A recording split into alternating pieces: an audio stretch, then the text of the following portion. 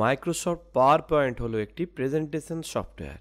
এর আগে আমরা যা যা কম্পিউটার রিলেটেড সফটওয়্যারের কাজ শিখেছি তার সাথে মাইক্রোসফট পাওয়ার পয়েন্টের অনেকটাই পার্থক্য রয়েছে। প্রেজেন্টেশন মানে হলো পরিবেশন করা।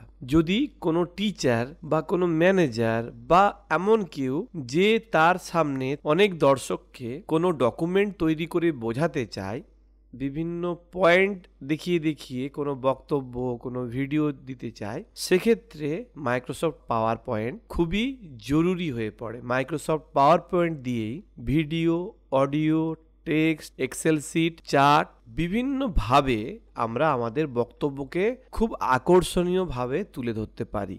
আমরা যেটা দেখতে পাচ্ছি আমাদের সামনে, এটা হলো মাইক্রোসফট পাওয়ার পয়েন্ট। ওপেন করার পরে নিউ অপশনে গেলে এই ধরনের একটা ছবি আমাদের সামনে আসবে। এখানে গিয়ে আমরা ব্ল্যাঙ্ক প্রেজেন্টেশনে ক্রিয়েটে ক্লিক করব।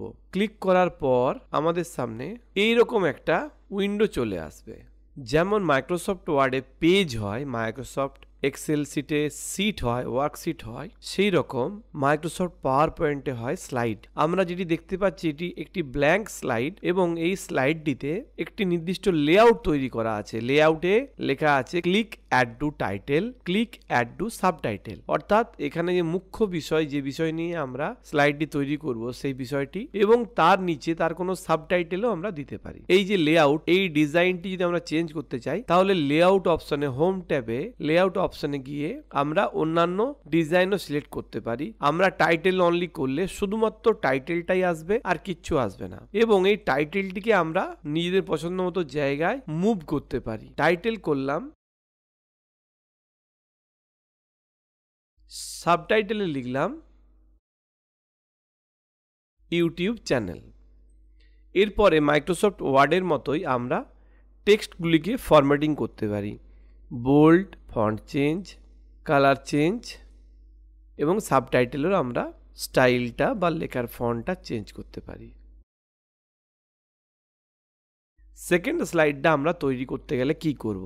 প্রথম কথা, আমরা স্লাইডে ক্লিক করার পরে একটা এন্টার দিলে দ্বিতীয় স্লাইড চলে আসতে পারে। আমরা যদি নিউ স্লাইড অপশানে ক্লিক করি তাহলেও নতুন স্লাইড তৈরি হয়ে যাবে। CTRL প্লাস M টিপি তাহলেও নতুন স্লাইড পেয়ে যাব। স্লাইড তৈরি করার পরে আমাদের দ্বিতীয় স্লাইডে যেরকম লেআউট আসছে, এই লেআউটে গিয়ে আমরা নতুন কিছু টেক্সট দিতে পারি।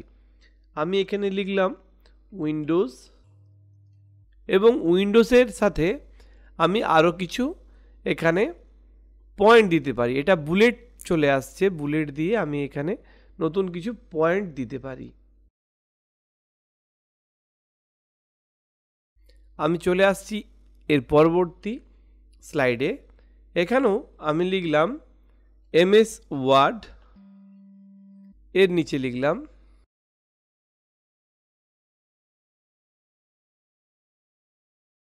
এরপরে চলে গেলাম চতুর্থ স্লাইডে।